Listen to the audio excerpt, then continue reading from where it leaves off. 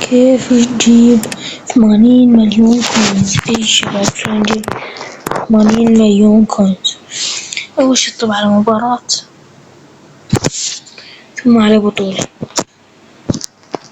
إذا تطلب على هذا حدث اليورو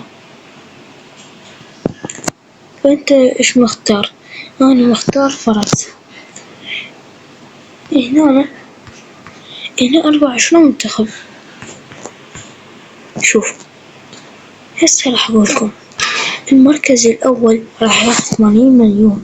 اليوم المختار فرنسا، بس مو شكو واحد ياخذ 80 مليون كويس، أو مو واحد ياخذ 80 مليون كويس. لعد شلون محمد؟ أنا أقولك شلون.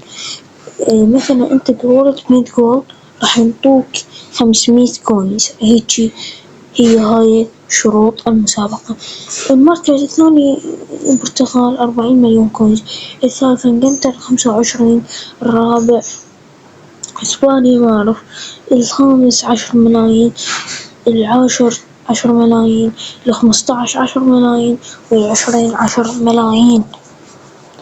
وهذني 16 17 18 19 20 هذني اللي مثلا 19 هذول بين 15 وال20 ياخذون كوينز، يعني بين 10 و15 ياخذون كوينز، بين 5 وال10 ياخذون كوينز.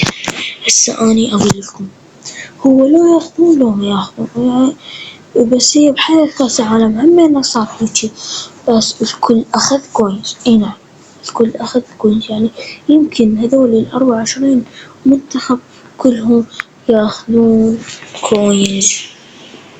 وهنا تعلمنا شلون نجيب 80 مليون كويس. لا تنسون اللايك والاشتراك وتفعيل جرس الإشعارات. مع السلامة.